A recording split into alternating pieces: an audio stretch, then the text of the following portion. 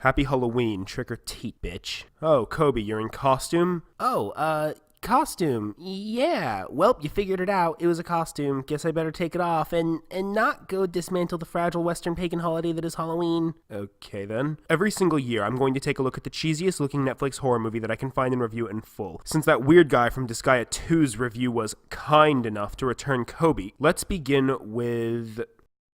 This film is one of, if not the worst horror movie I've ever seen in my entire life. I don't know, I think it's a great movie with compelling characters and a solid plot. This isn't even really a movie, it's douchebags talking on a camera with a Ouija board. Fun. Not only that, but it's first person Blair Witch style camera work too. So while you're bored out of your mind by this piece of shit, you can also enjoy a helping heap of motion sickness too. The first person camera style really helps convey the emotions and the motions of the characters. I love movies that do this. Well, this intro has gone on long enough, and judging by the time on this video alone, you can tell I have some very choice words on this film. Let's begin. Or not. God damn it, Kobe, get out of here. Let's begin. Or not. Son of a...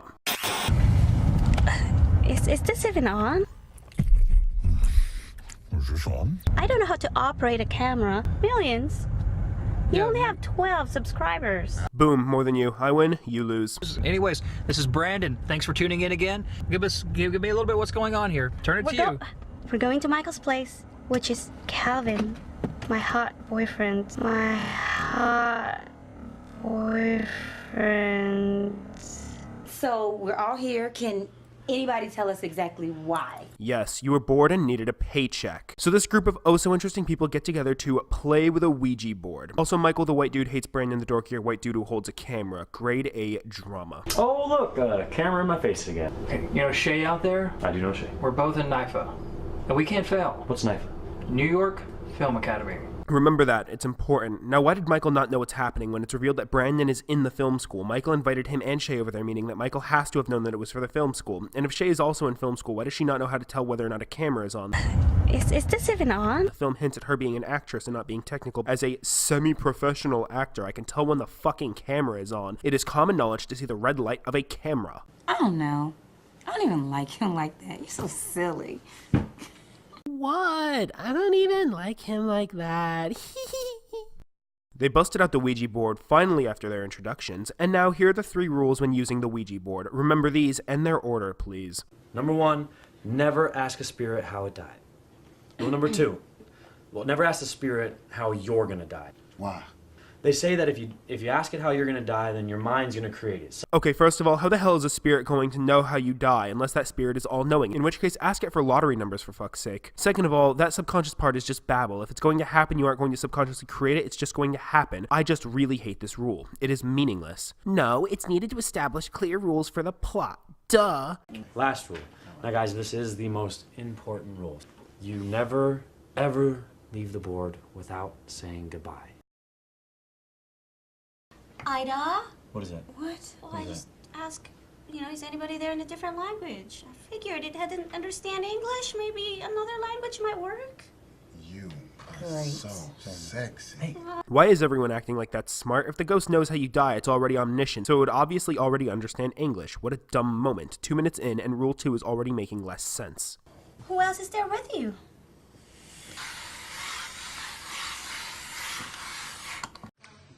Are there any ghosts here?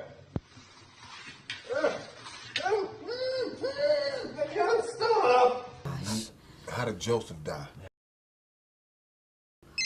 Oh, jeez, man. Hold on. Can I have a little bit of privacy? Brandon is established as Shay's friend. He must be a real piece of human excrement to witness this and not tell Shay, especially since he's already 100% aware that Calvin is playing Shay. What a douche.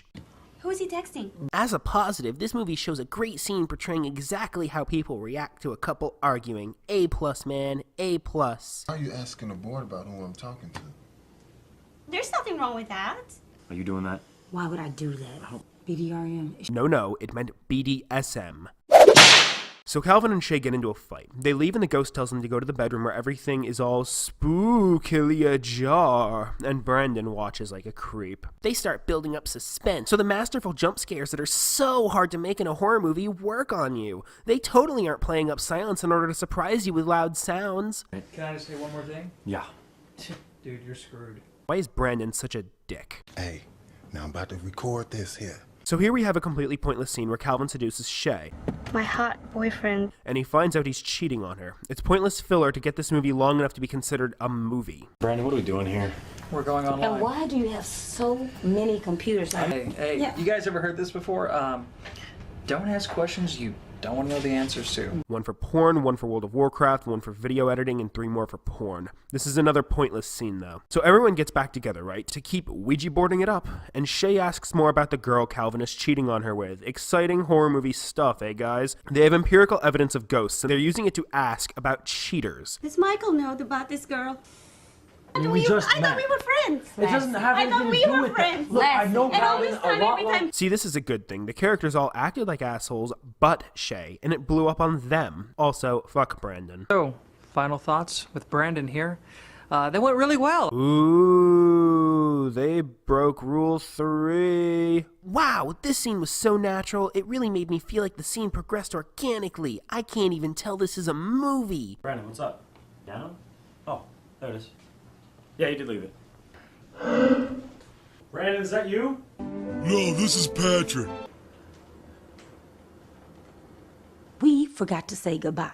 How did we possibly forget to say goodbye? It's the first rule. No, it's the 3rd rule. And now I have Shay over here.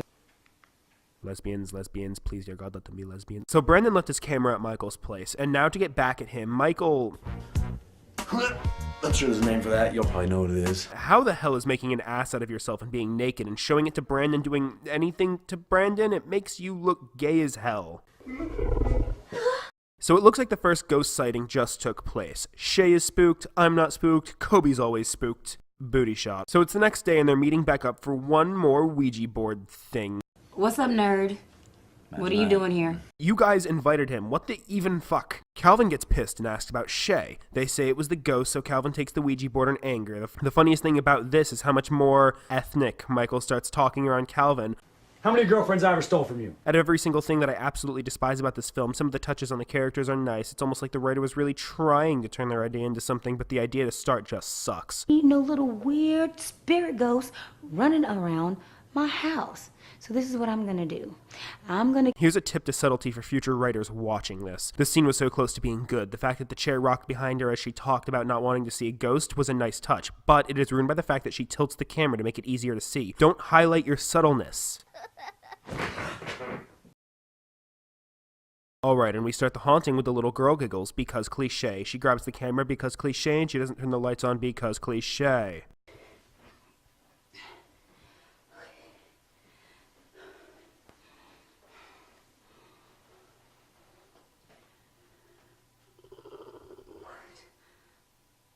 Get your fat ass back here.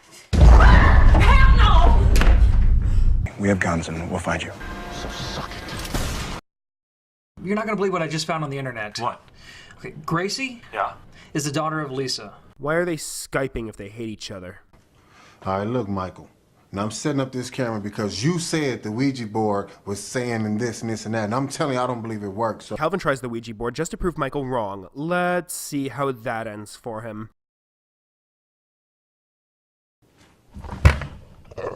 Okay, I do have to say, this scene is actually good. It shows why the camera's on and facing that way. It shows the Ouija marker go in, and it foreshadows the plot twist in a cool way. It's not really subtle, but it actually works because Calvin isn't a subtle character. I found my own stuff out. I did some research and I found something out that was pretty creepy today.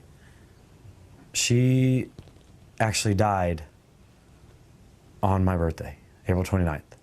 Well, your birthday. Our birthday. My birthday. My birthday. Yeah, I don't know. I don't even know if it means anything. I doubt it, but still.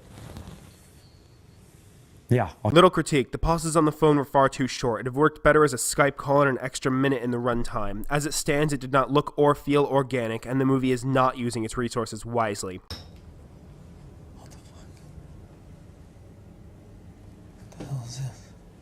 Now, in this scene, Michael's bathroom changes color and he sees the ghost for a second, but in the next scene he's trying to show everyone what happens, but they can't see the ghost activity on the camera. This makes absolutely no sense unless the ghost has the power to doctor footage. If anything, Michael would have seen the bathroom change color and the camera wouldn't have, and that possibly could have added suspense, as the camera can't detect everything. If everything is shot on camera, why the fuck does the ghost not doctor the rest of the footage? What makes the scene even worse is that they don't believe him, despite everything but Brandon seeing ghostly stuff in person at this point. A pointless spooky scene passes, and then Shay finds Calvin's camera in blood. This leads to another useless scene where they overshoot the foreshadowing that the mom is the bad guy and the creepy dude is the good guy. Also, Calvin is possessed.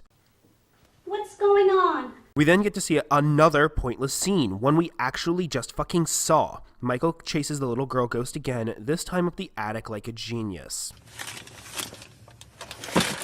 Gracie Mendoza. Look, we're on our way to Calvin's house. We have to burn the board. Calvin? Okay, first of all, wait. You're not driving anywhere with me holding the camera. Wow, that was clever exposition. Now, what's going on? April 29th.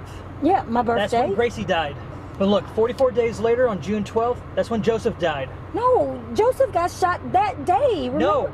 No, Joseph was in a coma after the gunshot. He died on June 12th, which is Shay's birthday. What? 1166 Cooper Street. 1166? What, Cooper Street? What? What are you talking about? That's Michael's house. Okay, first of all, how do all these birthdays have any fucking relevancy, and how did Lynette not know Michael's address? Also found in the home was the bodies of daughter Gracie Mendoza and neighbor Joseph Wheeler. It's time to do. Oh, they're just cuddling. Oh, what the fuck? Calvin and Shay are possessed, and their idea is to burn the board, which makes no sense. Wouldn't that just cut off the gate and stop more from coming through? It was specified that you can't break Rule 3 for this exact reason. All those chickens and goats and baby ducks. Wouldn't you like that on weekends? I don't want to go. Child acting at its finest. So the mom killed the kid and shot the neighbor because she's fucking insane. Again, this is kind of a pointless scene since it literally just established that via scrapbook exposition Michael got up in the attic. But the acting of this scene, oh dear God.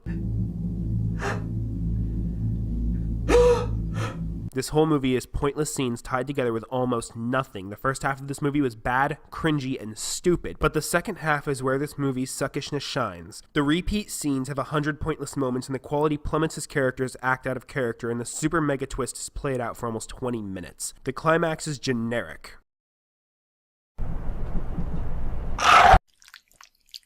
And ends exactly as you'd expect it to, but everything, and I do mean everything, is absolutely worth it for one moment, this one moment of sheer comical brilliance, the shining moment that every bad movie creator has been building up to, every movie ever made. Citizen Kane laid the groundworks for this exact moment. What's going on?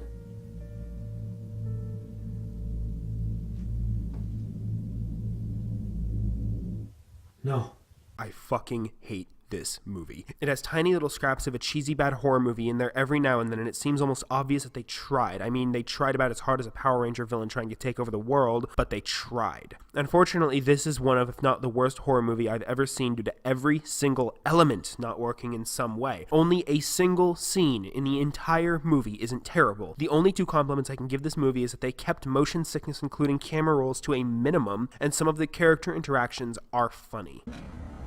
My hot boyfriend. Yeah, but the second one isn't too bad. There's a second one. I refuse to review this, and let's begin.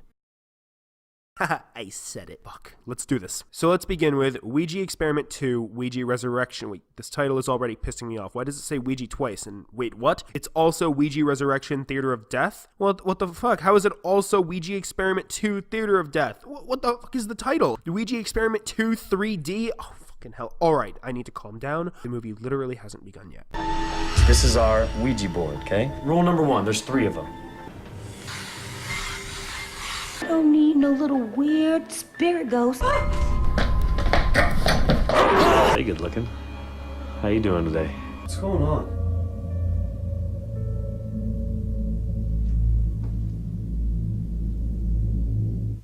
No.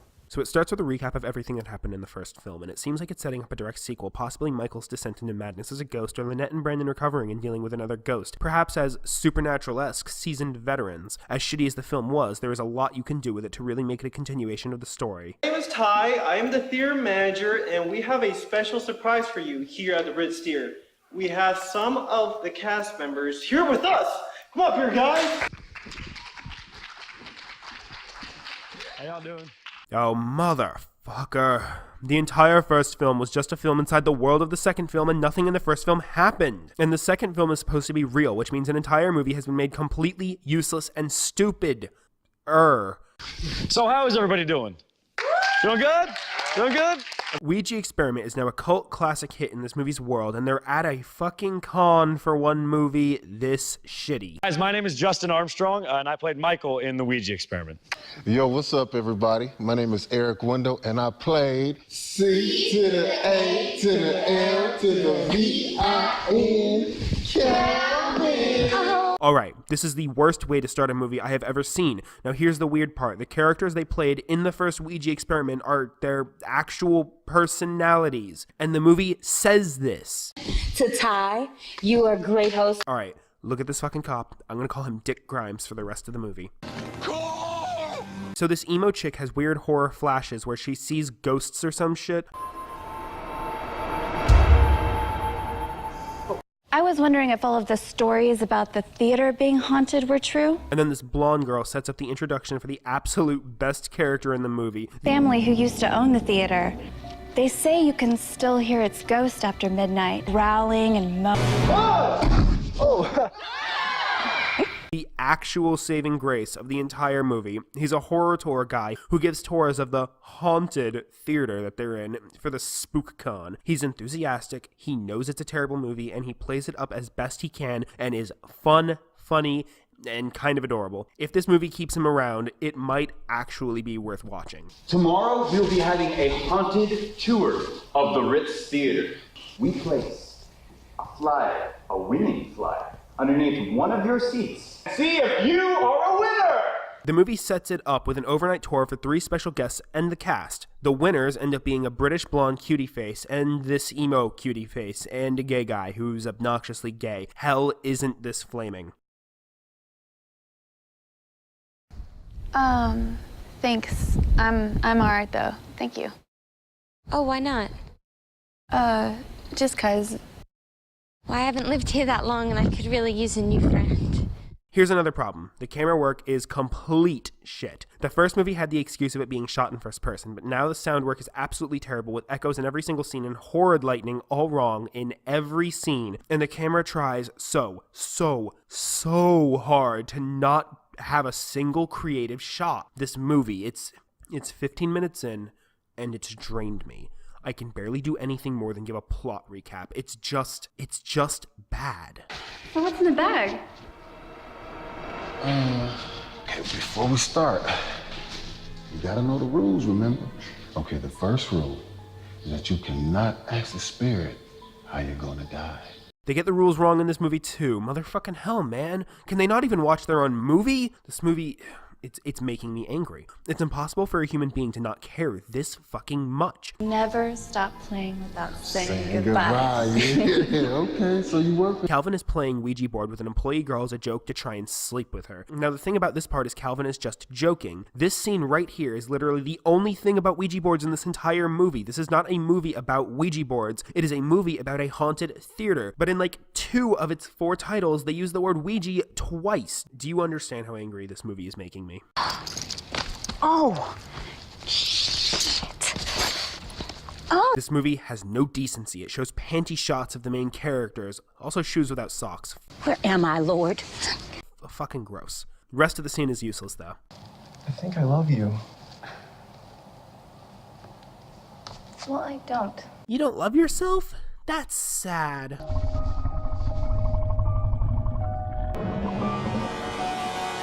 Hello? Is anyone up there?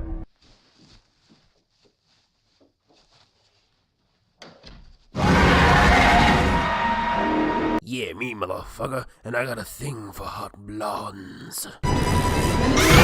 Then Dick Grimes tries telling everybody about how the theater is haunted, then freaks out at the old cast members. Being sheriff in this town so many years, I've seen some pretty crazy things go down. He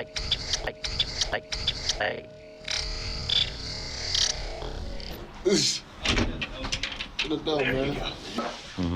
being superstitious about something.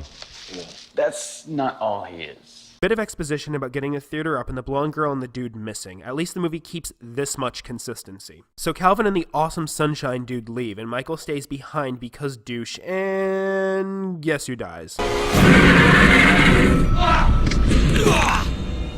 So now the midnight tour is beginning and they're all getting in. There's a short little spooks montage of people getting scared. Open at the movie! Better than Paranormal Activity!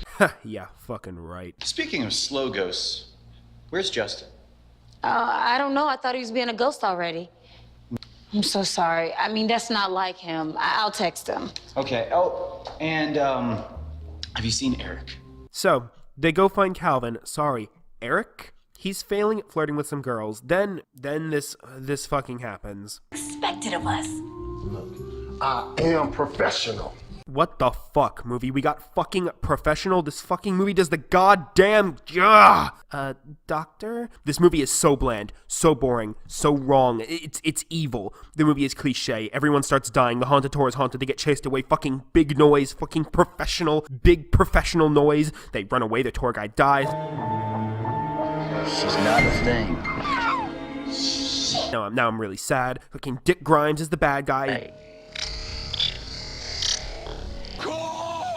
Killed his daughter's sister by chaining her up in the theater for years, and also she's the ghost, but she can't leave the change, but she kills people all over the place, but she's trapped in place, but she listens to Dick Grimes, but she doesn't, and wants him dead, but she doesn't kill him. She can't be killed by an injury, but then a gun kills her, but no it doesn't, she's still alive, but she can't leave the chains, but she can, but then big noise. This whole movie isn't professional. But I will give it this. Regardless of every single one of the shit decisions in this movie, the one thing they do right is the reaction of the characters trapped in the tour. They attempt to call 911, try not to split up, try rushing the exits, try fighting back before they learn it's helpless, trick the cop, and then run away. That is it. That is the only good thing about this movie. And now, I have a headache. I know I said this about the first movie, but this movie, it's my least favorite movie of all time. Literally of all time. It's boring, terrible, and chock full of bad scenes and pointless moments. It's pointless and it's useless, and it makes even less sense than the original, and it's boring. After seeing this, I want to shove a live rattlesnake up the hole of my dick and just let it wriggle and bite until I fucking die. I want to leap off the Empire State Building with bombs attached to my fingers yelling, "Falcon Punch!" So when I die, I create a hilarious explosion. I hate this movie series. I kinda like it. Little children, take me away into a land of enchantment. Alright, Croy, I did what you wanted. I reviewed the worst thing I could find. I postponed Disgaea 3 until next October for this. What do you need? Good. You're finally powerful enough at reviewing terrible pieces of media that we can continue. The monster threatening all RPGs. The beast. The game is Call of Duty Infinite Warfare. Do I have to? I don't want to spend money on that. Can I just review Battlefield 1? It's so much better. That's the thing, Doctor. If you don't, there might not even be a Battlefield 1 in a few weeks. Infinite Warfare is trying to destroy all other games so that only the COD franchise is left. This is its worst game, possibly its last game. I stopped the others, but this one, it's such a terribly designed, horridly designed game that I couldn't do it without you. Oh, fucking hell. Guess my next review is Infinite Warfare. How the hell can you actually fucking destroy games? It makes no sense. I'll explain all. As soon as you review Infinite Warfare, I'll explain everything.